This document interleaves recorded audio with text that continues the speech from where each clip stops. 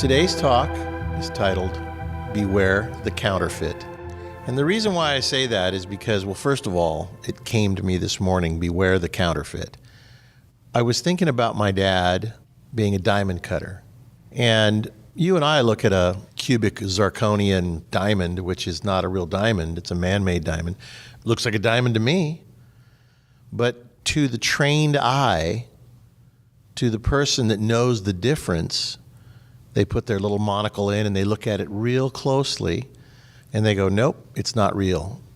My dad, I remember him looking at one, he says, it's very well cut, right? Because it's supposed to reflect the light, the facets that they cut into a diamond, and the shape of a diamond reflects the light.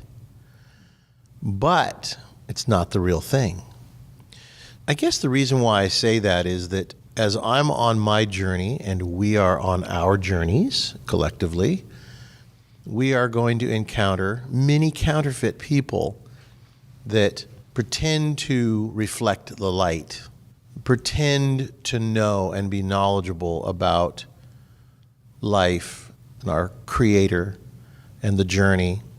And I guess it boils down to when you see something that is a counterfeit, if you're extra aware, you can see that it's not real. Faux leather. It's hard to tell. I've gotten into certain cars that have this faux leather. And my first thought is, oh, it's got a leather interior. Look at that. And if you just use your senses, a lot of times you'll get into a car, and like I drive an old Jaguar and it's got Conley leather. I know that because I'm a car guy. And you can immediately tell when you sit in the seat and touch the leather that it's real. But at first, when you get into a car and you think, oh, it's got leather interior. But as soon as you put your head in the car and you smell that, you don't smell the leather, because leather puts off a certain smell from the tanning process and the dyeing of it, and it has a certain smell to it, and you can smell the leather. If you're keenly aware, as for my dad was a diamond cutter, he could see the difference between the counterfeit or the fake and the real thing. And as you get closer and as you become more conscious, you can tell the difference between real and fake leather. Or there are people that can tell the difference between a real Rolex watch and a fake. Just because it says Rolex doesn't mean that it is. I remember when I went to New York the first time, I probably bought 10 fake Rolex watches because they were like $10 each. He says, so you were giving them out. And I did. I brought them home and gave them to different friends. I'm like, here's a Rolex. And the first thing I would say is it's fake. But you would look at it and you couldn't tell. Yet if you hand it to a jeweler or a watchmaker, they look at it and laugh because they immediately see the difference.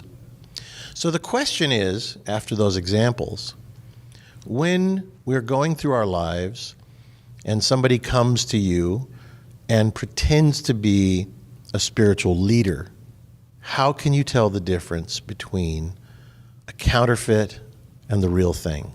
And sometimes it takes some time.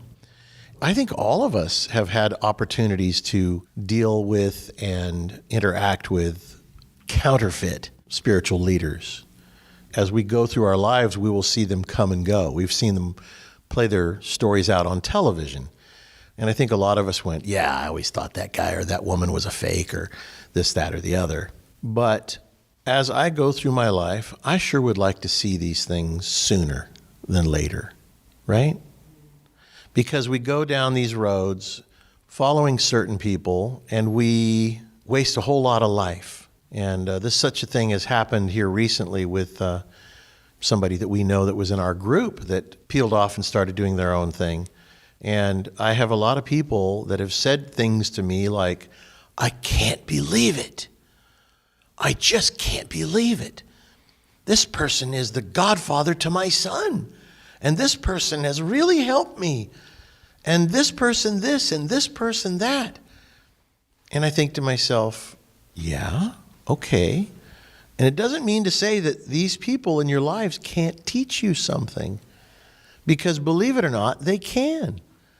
And it comes to the point where they actually can teach you the difference between the real thing and a counterfeit. And so sometimes it takes a long time. But I feel like too many people put their faith in other people.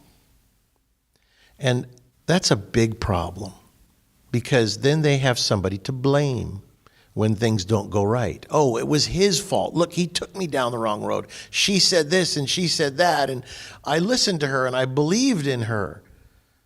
What happened to believing in your Father in heaven and the navigator that he sent to help you navigate your way back to him? This whole life of ours is a journey. It's like God puts us in this little maze called life, and we have to wander through the maze and keep going down these dead-end maze roads and turn around and go back and start over again at our beginnings. Sometimes you go along in business and things don't work out, and it just costs you a lot of time and money and life. But if you get angry at it, then you're going to be stuck right there for a long time. If you look at it and say, well, okay, that was my fault. I really screwed up. I didn't listen to my intuitive self. I didn't listen to my Father in heaven speaking in my heart. I was asking my friends instead of God. How many of you and how many of us have friends or are like this ourselves, where we go, what do you think? What do you think? What do you think, Mac? What do you think, Jimmy? What do you think? I have a lot of friends that over my lifetime would say, what do you think, Alan? I'd say, well, I think you should do this and I think you should do that. For a long time, I would give them advice. I think this and I think that. But what I've learned to do, and I think I did it about 10 years ago, I stopped just telling people what I think. And now I look at them and I say, what do you think? Have you talked to your Father in heaven? Have you asked that question of your Father in heaven? I think I was embarrassed for a while to say those things, because my first impression when somebody would say, what do you think, Alan? I would think to myself, well, and then a little answer would come to me. This is what I would do. But what I would do is different than what you should do, because this is my life, and my life and your life are not the same. I have different circumstances. I came from different background. I'm heading to a different place for my finish, if you know what I'm saying. We may end up in the same place if we're both lucky, but you may be in Boston and I may be in Grants Pass, Oregon, and you may be, another part of the world. So it doesn't mean that my finish line is going to be at the same place as your finish line. So I know that people come searching for the answers. They're searching for the answers because they just don't know what to do. I don't know what to do. Oh, I don't know what to do. What do I do? What do I do? And so they look around them to the left and to the right. What do I do? What do I do? What do I do, Jimmy, Sally, mom, dad, brother, sister, uncles, minister, preacher, business leader, mentor? But do we spend enough time asking our Father in heaven, what should I do? Be still and know. We don't really want to know. I guess we really don't want to know, because if we did want to know, we would be quiet and we would sit quietly. But that's not good enough. That's not good enough, because you know why? It doesn't come from a scholarly person. It doesn't come from a minister. It doesn't come from the coach. It doesn't come from the life coach, the business coach, the person that we look up to, the person with the plaque on the wall. It doesn't come from outside. So it's not good enough. Not good enough that it came from within. Why? Have you ever asked yourself why? Why isn't it good enough that your own conscience gives you an answer? It's just not good enough. Because it's usually, you don't want to know the truth. We really don't want to know the truth. We want to hear the feel-good answer. We want to hear the get-rich-quick scheme. We want to get the answer to the quickest fix instead of the fix that will fix it once and for all. So, the counterfeit. 2 weeks ago, I started the Sunday talk saying, I want to talk about lust being the counterfeit love. And then, as I do, I meandered off into other things, being, I think it was called, it's the little things, because it is the little things. And I guess as I've been empowered to do this job that I have now, I'm noticing the little things, because it is the little things.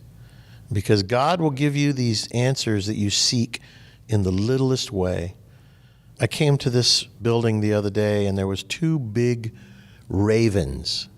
And I didn't know the difference between a raven and a crow until somebody pointed out that the ravens are much bigger than the crows. And they were sitting on top of a telephone pole, and one of them called out to me, "Ah!" And I was like, I looked over and I was like, what? What do you want? And I just sat there and looked at them, and I thought, that's 2 ravens. So there was nothing to it. But I don't know when God is supposed to give me, what does it say? We don't know the time or the place when you're going to receive anything from your Creator. So anytime my attention is pulled over like that, I think, yes. Like if you're with your parent and your parent calls your name, do you just keep walking away? Do you just keep doing what you're doing? Or do you say yes? Or you turn your attention to your parent? Is not your Creator your ultimate parent, your Father in heaven? So I look to hear with my ears anything that is going to give me a sign that I may supposed to just be still and know for a moment, if you know what I'm saying. Whatever it is. You can be cooking some eggs and standing there waiting for them to, not cook too much because you don't want to make the yolk hard. So you're standing there watching it, and all of a sudden something comes over you and it says just one word, counterfeit. And you go, okay. And then you look back down at your eggs and the yolks are hard. But it's okay. I'll eat the hard yolks. So this morning I woke up, and what came upon me was beware the counterfeit. And I thought, okay, all right. And then I asked the question, not to my wife, not to my friends, not to anybody. I asked the question to my Father in heaven, who's the counterfeit? Is it me? Because nobody wants to turn that question in on themselves. Is there a chance that we could be counterfeit versions of what we are supposed to be? Are we the rough-cut diamond that doesn't have enough confidence in ourselves to believe in ourselves? Is life the wheel that is the diamond wheel that cuts the facets? Life itself cutting the facets, and each experience is the diamond being turned to cut the facet a little differently, to catch the light a little differently so it shines into others. I think that's what this journey is all about. This journey is the cutting of the facets to reflect the light. And if we get angry at it, if we get angry at the experiences that we have, that most of them are not good. Imagine for a moment being the diamond. You are the diamond. Imagine yourself as this rough-cut rock. And the Creator takes you and He rubs you against this grinding wheel. It doesn't seem that fun, does it, to you as the diamond, to be scraped against this diamond wheel? If you don't know what a diamond cutting wheel looks like, it looks like a record player. And they put the diamond in a little arm that holds it perfectly still, and then they rub it down against basically a piece of sandpaper. I'm giving you a very simplified version of it. I'm sure it's a diamond cutting wheel of some sort, but I've seen my father's diamond cutting wheel, pictures of him, and it looks just like a record player, like he's playing a record, but he's actually cutting the facets in the diamond. We are the diamond. And those experiences where we are rubbed against life until we are flat and smooth is the Creator's purpose. So if you get angry at it, then what do you reflect? What do you reflect when you're angry at the experiences of life? Angry and bitter. I guess the diamond cutter looks at that diamond and says, there's some flaws. And then what does he do? He puts it back into the wheel and he grinds it some more. You wonder why there's big diamonds and little diamonds and different shaped diamonds. That's all of us. We're all still diamonds in the rough, but we're going through life learning about this process, the refinement process. And the diamond cutter, the creator, the ultimate diamond cutter, who's cutting us as it takes time to cut a diamond, can tell the difference between a counterfeit, and he pretty much just throws them out, I think. So be careful of the counterfeit, diamonds in your life. You'll come across other people that seem they shine so bright and they speak so many good holy words, and they have such a learned side of them that you just admire that. I remember I have a brother that, my younger brother Mark, he was always so brilliant. He was always reading, and he was always so able to call things up. And I remember going, I wish I was like that. And so for a long time, and then I think my dad one time, he says, why aren't you more like your brother Mark?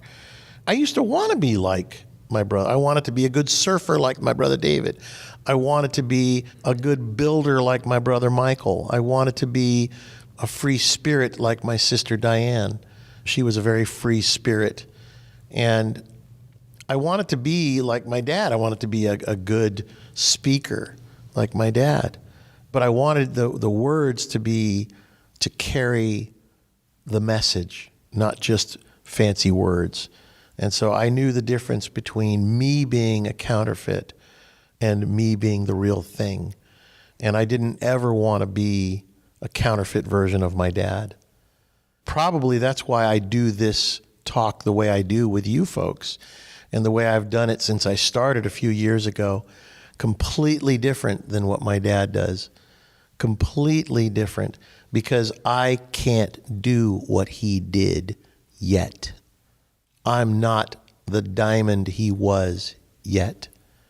But the Creator will make us all into a diamond if we allow the process and don't be angry at the process of life. Because good times and bad times will come and go, but we have to endure, patient endurance, and wait. We can be impatient. Aren't there people? We had a person the other day, and I'll come to you guys that have been raising your hands in a minute. We had a person the other day that said, can you please discontinue my $20 monthly donation? And I read on, and basically what they said was, I've been listening to your dad for years, and he's helped me with certain things, but he just hasn't given me what I want. And I realize what we all want is to be what we want to be now. Like the girl on the Willy Wonka and the Chocolate Factory. I want what I want, and I want it now. And so now that my father is passed on, a few people have dropped off because they want what they want, and they want it now. And now that the guy that they thought they could get it from is gone, they're afraid to take that journey by themselves. They want somebody else to make them good. Nobody's going to be able to make you good. Nobody's going to be able to make you anything except your Creator. And if you are looking to another person to make you what you want to be, then you don't want to be what your Father in heaven wants you to be. What you're wanting is something different than what He's wanting. You know how they say, how do you make God laugh? You tell Him what your plans are. A lot of us, we're not patient enough. We're impatient. We don't want to do what must be done to become what we are supposed to be. We lack courage. We lack faith. I was talking to somebody the other day about faith, and it says, if a man, something to the effect of, if a man or woman had the faith of a mustard seed, they could change the world, right? Something to this effect. They could move a mountain. Think about that. Think about that. We think we have a lot of faith. Most of us would say, if I said, raise your hands, do you think you have a lot of faith? Everybody raise their hand. Yep, I have a lot of faith. But if we had the faith of a mustard seed, we could move a mountain. I'm finding out what true faith is. It's like a melting away. Have you ever seen those kind of movies where people melt like wax? And that's the real us. We are a counterfeit version of what we're supposed to be. And when God helps you to melt away that counterfeit version, It melts away like a wax figure in those wax museums. They're not real. They look real. They look like the real thing. But you put a little bit of heat on them, what happens? It melts. The same happens with us. You put a little bit of the heat, the pressure of life on us, and we fall apart. We fall apart. We cry like we're adults, but we cry like babies when things don't go our way. It's funny because it comes back. I keep coming back to that Jon Voight thing. Jon Voight, the actor, when his life wasn't going good, he pounded on the floor. He was on his hands and knees on the floor. Why, God, does it have to be so difficult? And then he heard God say, because it's supposed to be. This test that we're on called life is the test that we have to endure. And if we had the faith and the courage, we would remember that and remember to turn our face to the face of God in those hard times. But instead, what do? We turn to our friends, we turn to alcohol, we turn to food. When times start getting tough, we turn to all the things that give us comfort to continue being the wax figure that we are. And it's very sad that humanity has turned into a world of wax figures. And even though this crazy president, this crazy counterfeit version of a man is in the White House, well, I'm going to say half of our country put him there, right? Maybe. But we feel like it was, stolen. I feel like it was stolen. Yeah, and everybody in here agrees with that. But even still, if you go out into the world, you have to be careful who you open your mouth to, don't you? Because you will find that one person that actually likes him. And you have to recognize that person is a counterfeit. So the question is, if that person is a counterfeit, who is behind that counterfeit person? And or what is behind that?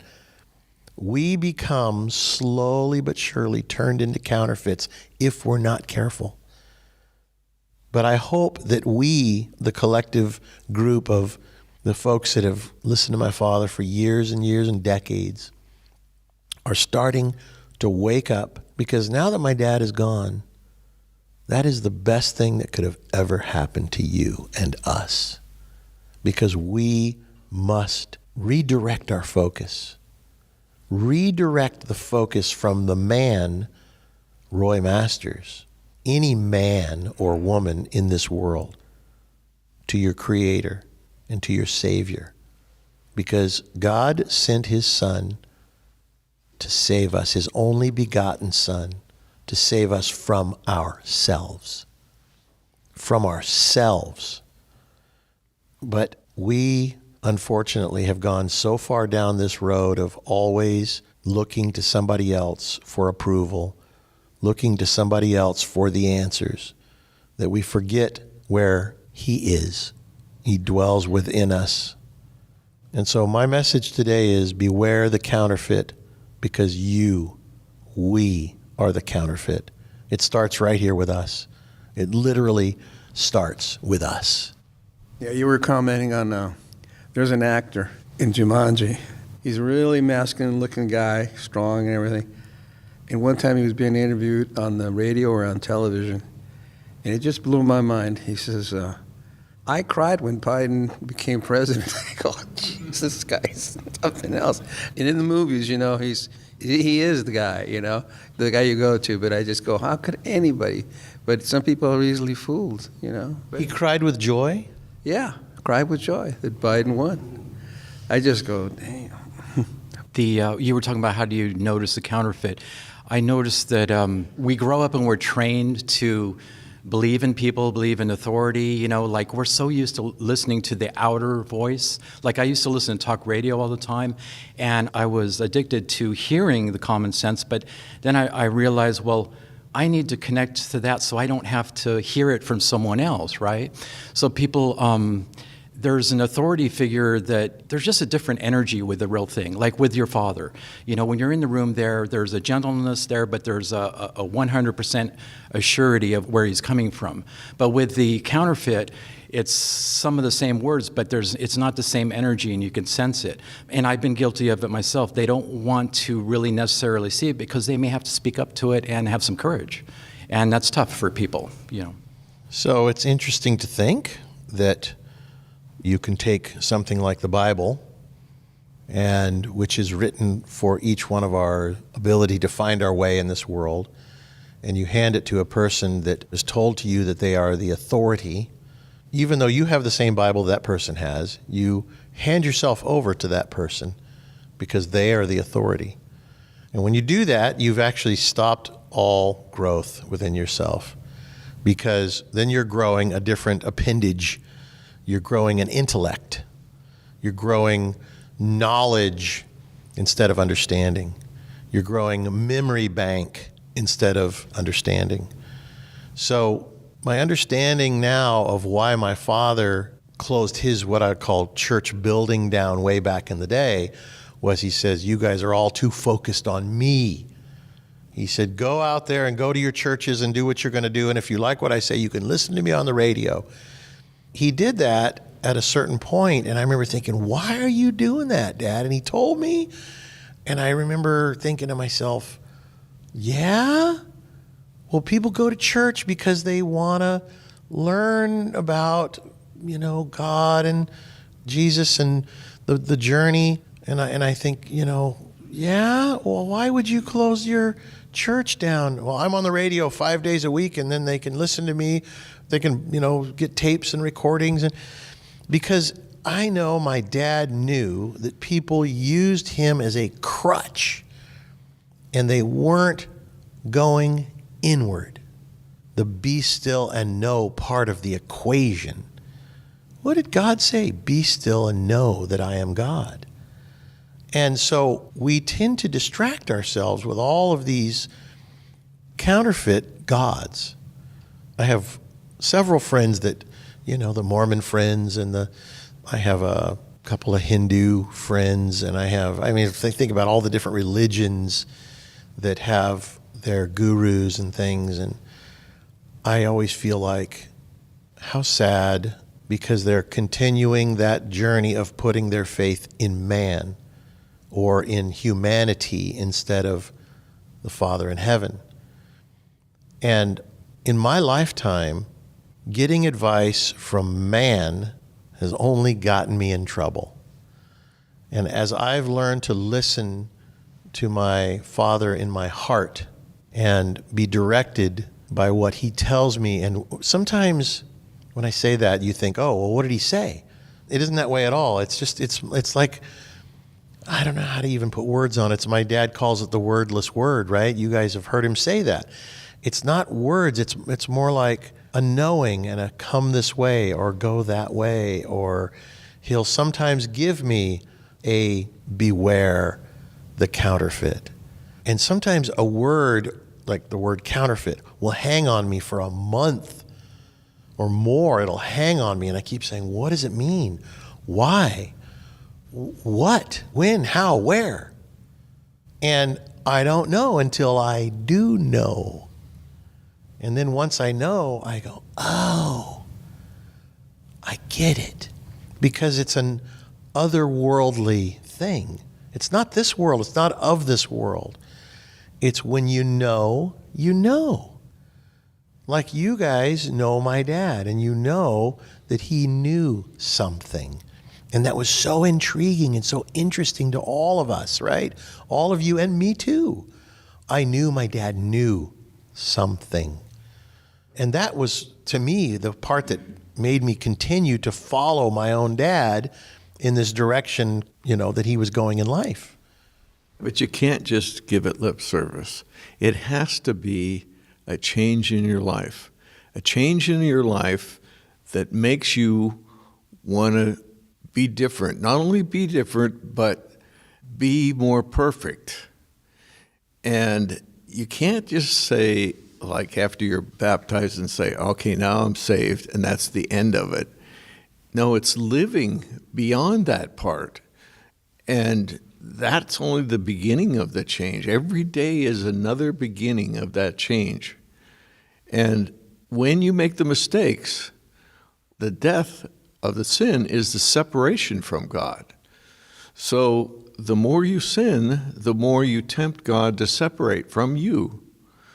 The more you resist the temptation and get through it correctly, the closer you become to God, and then you have more of this intuition.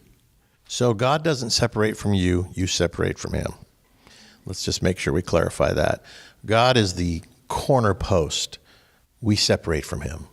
People always say, well, why does God, somebody asked it, I think it was Dave. He said that a atheist asked him, if God is God, why does he allow so much suffering in children and people that haven't done anything wrong, so on and so forth? And I know that in this world, there is a lot of suffering. There's a lot of suffering, and we ask that question to ourselves all the time. Why does a little baby get killed in a car crash? Or why does a little baby get cancer? Why, Lord, why? And there's some things that we won't know the answer to, obviously, until we go to the other side, if we're that lucky, if we're that fortunate is a better word. All these things, as my father said to me a million times in my life, all things work together for good for those that love the Lord. My wife and I lost a baby on my birthday. Why? I don't know. But I do know that God was speaking to me at that time. Wake up, Alan. Wake up. What did I do? I didn't wake up. I had to go back on the grinding wheel to become the diamond again that was being forced against the grinding pad, because it wasn't that woke me up. I actually ran harder into life to forget about the pain of having a baby that didn't live. So I think, why? And then I remember seeing the little spirit of my daughter that was born a few years later playing with my son. I walked into the house one day and I saw my little son, who was probably 2 or 3 at the time, playing with a little girl. And so I walked in the house when I got home from work to give my wife a kiss, and I saw the 2 little babies playing in there with some toys, and I go, who's the little baby playing with Jason? And she says, what do you mean? And I said, there's a little baby. And I took a step back and I looked, and I saw this little girl, and she turned and looked at me, and then she went whoosh and disappeared. She just kind of went up. Up she went. And maybe that was just for me, but I remember thinking, what was that? And my wife kind of was like, what happened? And I said, there was a little baby girl. And that little baby girl was then born to us later on. Now, I don't know whether it was that girl that was born to us or the spirit of the little baby girl that passed. I don't know. I'll know on the other side, I think, I hope, I pray. But we all have had experiences, dreams, knowings, experiences. Some people say they've seen aliens, they've seen things in the sky. Some people have seen demons. If demons exist, couldn't angels exist? If you know what I'm saying. I don't even like putting the word angels on, because I think to myself, oh, well, I'm not that guy that believes in angels and things like that. But I do believe that God has the power to send a human being into our lives to change the direction of our lives. And then you go looking for that human being and you can't find them, they're gone. You go, where'd that person go? I don't know. Did you ever meet that guy? No, I never met that guy. You ever see that guy? You look up his name. I've had people in my life where I just can't find them. They're gone. It's like they didn't even ever exist. And I think to myself, well, we've heard of those stories of people that are in car crashes and, the car's upside down and somebody came and turned the car over and then just walked away and was gone. So I don't know, angel? I don't know. But I do believe that in my life, I've had a number of experiences where I saw the spirit world. I told you guys once upon a time I was in one of my dad's lectures at the church we had here in town, and he was talking about Jesus, and I said, where are you, Jesus? Where are you? Where are you? In other words, what physical location? Where is heaven? Where is Jesus? Where are you? And the air opened up. In the middle, I was sitting at the end of the pew, and right next to me, the air just opened up, and Jesus was sitting right there, and he says, I'm right here waiting for you. And then the air just closed, and it was like, what just happened. Now, was it just my imagination? I mean, possibly so. Who knows? But it was pretty real to me at the moment. And so, I don't know, we've had these experiences in our lives. Many of us have had probably more so with demons and things that visit you in your sleep or your partial sleep state. All these things that add up to who you are make you live fearful or faithful. Fearful because, oh my God, no God could love me for what I've done in my life. Or faithful because you know that you're forgiven already and you walk ahead going, all right, I don't want to go back. I'm going to use the windshield instead of the rearview mirror. The rearview mirror is small, and I'm supposed to look through the windshield because it's big. That's where I'm going, and the rearview mirror is small so I can see where I've been. But I want to go ahead and not judge myself or hate myself for being an idiot, because all of us are idiots at one point in our life. There's a movie that you were talking about. It's called Peaceful Warrior. And this elderly guy works at a gas station helping this student. And he gets him into a state of consciousness. The guy's a gymnast, the student. And he helps him quite a bit. And then he goes back later in the movie, and the guy's, he can't find it. The gas station's abandoned. And it was like the guy never existed. Speaking of movies, we saw a movie the other night. If you guys want to see what true faith and courage look like in a man that is alive today, Free Burma Rangers is the name of the movie. Free Burma Rangers. I don't want to give it away, but I'll give you a tiny bit of it. This man was born into a family of missionaries, so he lived his life around the world with his parents as he grew up. So he was no stranger to living in other countries. And he felt that in his life that he was, meant to do something more. So when he became of the age to go into the Army, he joined the Army, and he became an Army Ranger. Army Rangers are special forces. He was in the Army for 10 years as an Army Ranger, and then he got out because he didn't find what he was looking for there, and he became kind of an adventurer, and he was climbing mountains, and he's from Washington State, I think, and climbing mountains and doing things, and he met this woman and invited her to go climb and summit some big Mount Rainier, I think it was. And his father called him, who was a missionary, and he was in some other part of the world, and he said, son, he said, I got a call from a missionary doctor who is in Burma, and he needs help. He says he could help more people if he could get closer to the front lines. He says, so they need you there. And he decided that's what he needed to do. So he turned to his girlfriend at that time and said, why don't you marry me and go on this mission with me to help free and save people that are in Burma? And she thought to herself, this is crazy, but she did it. And the amazing thing about this movie is not only did he take his wife, brand new wife to be, to Burma, where there was a horrible war going on, and this was 25 years ago. He also raised 3 children while he was doing what he did, which was the most courageous thing, risking his life and his family's life almost daily. And I don't want to give any more away than that, but this movie it's life-changing because you get to see a man on his journey. And it's not a movie, it's a documentary. So everything you see is real. And you get to see this man risk his life a number of times. And you see how he does it. And he talks about his journey in life with his Father in heaven. And how he always turned to his Father in heaven and said, Lord, I don't know what to do. What should I do? And it's a most amazing outcome. So I don't want to spoil it beyond that. Free Burma Rangers. We watched it on Amazon Prime. There's another movie very similar to it based on a true story. A minister in Africa trying to save the village. It's called Machine Gun Preacher. Yeah. And they interviewed him after the last part of the movie. And the guy was real. He was basically didn't want to see his people killed. So he picked up an AK and kept his village from being slaughtered. So the great part about all this is you can see the difference between a counterfeit and the real thing.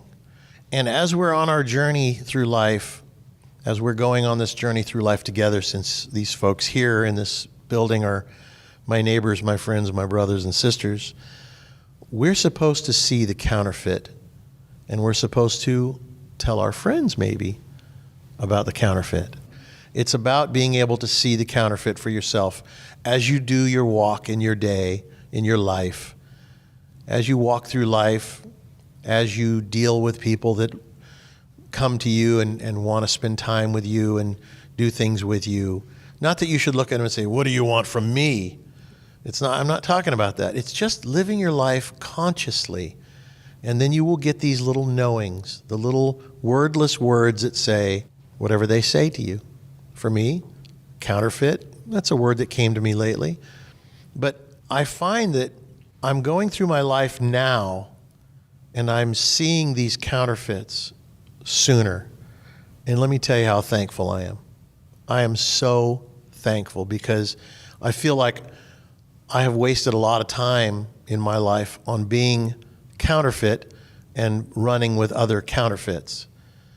But as you wake up, you start to see the counterfeit version of yourself, and you don't want to be that way.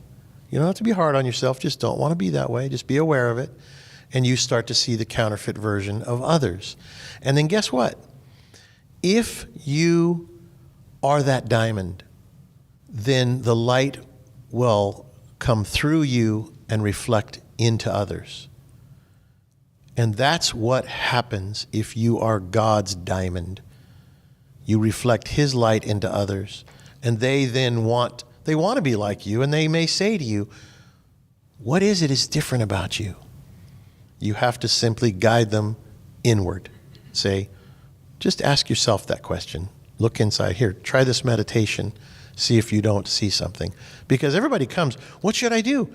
I want to remodel my house. What do you think I should do? Well, I'm not an expert. Why don't you get a designer? But when it comes to certain things in life, you will find that people want you to hold their hand through life. Hold my hand. Take me with you. Have you ever had that experience where somebody wants you to hold their hand and take them with you? I try and tell them, no, you can, if you want, follow for a while, but you have to find your own path too. Yeah, I lived at this one place, these apartments, and this one guy was a drug dealer. And he was a real rat. And I know he was doing drugs and everything, but you couldn't trust him with your nickel, you know. So one day he tells me, you look like you got your head together. I says, why don't you help me, stay in line? And I go, no, I can't do that for you. You have to do it yourself. And you know what? He was a real scoundrel anyway. He would have somebody to blame. See, it would never be on him. It would be, well, he's the one that told me to do that. So it's not on him, it's on me. I go, no thanks. You got to go your own way, and that's all. What's nice is that we know that my dad's written a number of books, and I would suggest give somebody a book. You really want to know? I'm going to give you a book. You really want to know? I'm going to give you this meditation exercise. I'm going to pull it up on your computer. Here it is. Give it a try. Because otherwise you will create a dependent. I remember we had a chicken that was born with no eyes. And this is a weird story. And I remember thinking to myself, well, what's going to happen with this chicken with no eyes? I remember thinking, I was probably only 10 or 11 years old, or maybe 8, 9, 10, I don't know. I was very young. I remember thinking that my dad said something that I thought was so cruel. He says, you have to kill it. And I said, what do you mean I have to kill it? He says, you want to let it suffer? It'll starve to death. You want to starve it?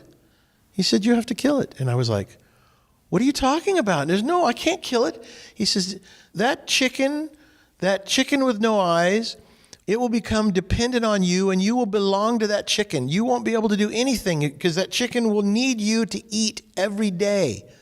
He says, is that what you want? He said, you want to spend the rest of your life taking care of a chicken? No. He says, you have to kill it. And we're like, what in the world? Because little boys, right? Me and my brother Michael. What in the world is, how could, unfair. We talked about this earlier with babies, with humans. The lesson was here though. We thought, Dad is so cruel. And then of course, he let us live with it for a few days. And it was like this chicken, it was completely unable to take care of itself. It didn't know where it was. The water could be right next to it, and you'd have to turn it and put its little beak in the water so it could drink. And we were a slave to this little chicken.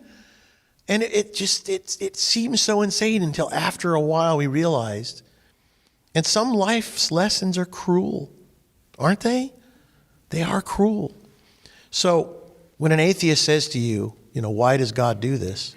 All things work together for good for those that love the Lord. And if the atheist doesn't even believe in the Lord, if they don't even believe in a creator, then how could you possibly, it would be like explaining to that chicken what the sun looks like, or a blind man what the sun looks like. They can feel it. They can believe in it, okay? But these people are blind. Now, they can go through their lives and wake up one day and say, you know what? I've been asleep my whole life. There is a God. Okay, so that's why I don't worry. I don't judge them. I don't get angry at them. I just say, well, maybe someday you'll figure it out. Again, I don't want to be the atheist's enabler or teacher or slave to them trying to convince the atheist there is a God. They're going to go through life and they'll figure it out sooner or later. Most atheists are not atheists their whole lives because one day they pray out, they hope to God there's a God, if you know what I'm saying, right? So when somebody does that for you, I noticed you, Dave, have posted something about that and you got all these different types of answers. You can think of the blind chicken. Not that you have to kill the atheist, like we did have to kill the chicken, but you just have to let them live their lives because they're not blind. They can see, they can eat. So he says, who killed the chicken? So back to the chicken story. No, we lived with this little blind chicken for about, I think it was probably several days or a week maybe. And then my brother Michael and we realized, oh my gosh, this chicken now owns us. We can't do anything. We were having to feed it because we didn't want to see it die. But instead, we had to put it out of its misery. So here's what happened. This is hilarious. My brother Michael says, I can't bear to watch it. Now, this is an 8 or 9-year-old and a 10 or 11-year-old. I don't know, whatever age we were, he's 2 years older than me. So we concocted a way to not have to witness the killing of the chicken, okay? And yet all of us eat chicken, so we are the cause of many chickens dying, right? But we put it in a plastic bag and tied a rock around the plastic bag and threw it into the channel because we lived on the water. And it disappeared under the water, and we stood there on the dock, my brother and I. And we were like, oh my gosh, that was so hard. And all of a sudden, we were kids. We didn't know how to tie. So there it is. It popped up. And there it was in the plastic bag. Now it's going to smother. Oh no. So we had to jump in and go and get the thing into the water because we were fully clothed. Jump in, go get the thing, bring it over. Oh my gosh, there's a poor little thing. So what a lesson these two little boys had to learn, right? So then we decided, all right, there's no good way to do this, but let's just make it swift. So we took it out into the empty field, and we dug a little hole, little burial site for it, and we put it on the ground, and we picked up a big rock, and I can't remember if Michael picked up the rock or I did, and just smashed it, and then threw it in the ground and buried it over and stood there and cried. And it was the hardest thing you ever have to do to take something out of its misery, right? I just have to say that in every one of us, there's a respect for life, even if it's in a chicken. She's got a tear in her eye over a baby chicken. Yeah, there's something about life. Hold on. There's just something about life. Even as a child, I remember seeing living things, and it's like you don't just want to kill it. That's all. I had a strange experience. This is many years ago, and I was in my 30s or whatever. But I looked in my garden area, and there's a swallow, and it was kind of hanging on a weed. It was just kind of like, and I got down there, got pretty close to it, and it had eye was being eaten out by, I guess they were like mites or something like that. It was being eaten alive, and so I don't remember if I followed it or I ended up on another piece of the property, and this thing lands right in front of me with its back towards me. And there's other swallows on this tree branch. And I didn't do what I should have done. I should have stomped it. But I think it came to me to put it out of its misery. So whatever happened to it, eventually died, but slow death. My son came home the other day for the holidays, and he had to come home. He was in Idaho working on a house. He's 22. And he said on the way home, he was driving along at night, way out in the back country, nobody out there. And he came along, and there was a car with its lights on and its flashers on. So he slowed down, and what he could see was that 3 huge elk had got plowed through by a big semi, and 2 of them were dead, and there was one that's all 4 of its legs were broken. What do? Huge elk the size of a horse got hit by a semi, and the semi was gone. It just kept on going. Probably had a big old cattle guard on the front of it. He said the thing was trying to get up, but all of its legs were just busted and broken, and it was just, like what it looks like to be on ice, trying to get up, and nothing would work, and it couldn't. And he realized that he had to put it out of its misery. And so he had a gun in his car, and he loaded it up, and he went out, and he said he went and stood next to the elk, and a big elk, and he knew it couldn't get up because he was watching it try and get up, and it couldn't get up. And he said he looked it right in the eye, and it looked right at him, and then it just put its head down like, it's my time. And he said he had to shoot it and put it out of its misery. And I said, what was that like? He said, I just had to put it out of its misery. And sometimes you have to take your emotional heart and put it aside for what is right. He said right about then the police drove up, and he asked if he could take it because he had a pickup truck, and because elk meat is good. And they said no, that they actually take these animals that get hit to the Indian reservation, and that's what they do. They give them to the Indian reservation for food. But in life, we have a lot of opportunities to experience very sad things. The death of a friend, the death of a parent, animals that die. And it's an interesting time of life, is it not? A very interesting, introspective time of life. Can I talk about sin for a minute? Sure. There's a story about the unhewn stone that gets polished for the house that's put together without hands. And these stones, they're slowly polished until they get all 4 or 6 sides polished. And then, something can happen to them, like they get blemished or something. Maybe somebody drops it, breaks a corner off. Okay, so what happens is that's sin, so you got to repolish the rock again. So what happens is, over a period of life, these stones, sometimes they have to get polished time and time and time again. Well, what happens is the stone gets smaller and smaller each time this happens. Well, sometimes the stone gets so small that it can't be used, and it's thrown away. What we don't realize is when we sin, there's consequences to the actions of our sin. We can be forgiven for the sin, but the consequences that the story of David and Bathsheba, David wants Bathsheba. He sees her bathing, and he has this lust for her, and he impregnates her, and he takes her husband's life. He has him killed in battle. God forgives him for this sin, but the consequences of it, David, the prophet, tells him that this rich man steals this poor man's sheep. And David is angry about the story, and he said, I should kill him. Well, he thinks about it a little bit, and then he thinks, no, the law has a remedy for this. And the remedy is that the rich man should give 4 times what he took from the man. So for each sheep, he should give him 4 sheep. So I think it's Nathaniel is the prophet that tells David, you are the rich man that stole this sheep. So he doesn't see it at the time. Anyway, David has 4 sons, and he loses all of his sons. And I think that's the price that he pays for his sin with Bathsheba. The point is, we can't see far enough down the road to know what's going to happen. I guess there's consequences to your action. I don't know. I said to somebody the other day, I said, sin has a ripple effect that has its own action, like you're talking about. And when we sin and we have a family, it's like when you're single and you sin, it has a ripple effect, and it usually is not as great, I don't think, in some ways, as when you have a family and you sin, because the ripple effect then ripples into all the family members. And as I said that, I realized that when you're single and you sin, it ripples into the world, and you really don't know how it's going to hurt. Like we have a friend that had an important job, like a preacher.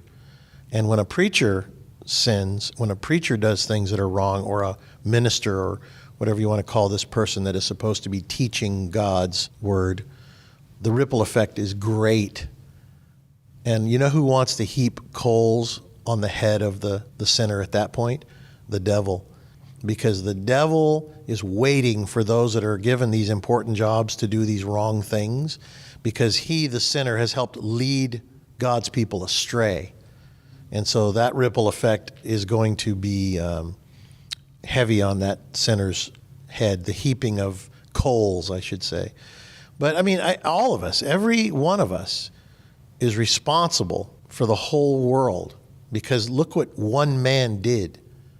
Jesus Christ affected the whole world because he took seriously, and he was an authentic lover of his Father in heaven and obedient. And because of that one man, the whole world is a different place. So if we could all take the responsibility of, what if God said to me, this is your job? Could I do it? Would I do it? That's why I've decided in my life that if I want to be a responsible person with the job that God has given me, I must change my whole life. Because up to this point, it has all been a wax figure. And so I don't care that it all goes away. Not that I care. Isn't that funny? Think about that. Imagine if all of a sudden one day you woke up and you realized that God had a job for you out of all the billions of people, and you look at your life and go, well, no, I don't know. I kind of like my life, more than the life that God wants for you. It's called realizing your commitment. And you have to realize it every day. And like it says, pick up your cross every day. It's not, I hope it gets easier as you go along. But it does. Because once you make that commitment, once you really recognize that you are a chosen, we watched that TV show called The Chosen. We are all chosen, but we choose differently, don't we? We choose the selfish life, the wax figure life. We choose that. And so we turn away from God. We want to sound good. We want to put on the wax version of God. We want to be able to quote verse and chapter. I know a lot of people that live an absolutely sinful life, but can verse and chapter you to death. Wax figure, counterfeit. Know it when you see it. So I'll end with this. Know it when you see it. Don't doubt it. You need to walk through your life more conscious. God has sent us many ways to be able to become more conscious, but the best and the simplest one to me for this earthly plane that we live on is this simple meditation exercise that my Father has brought to the world in his own fun way. Be still and know. It's so simple. It's just so simple that it almost seems silly. It's like, really? Yep, that's all you got to do.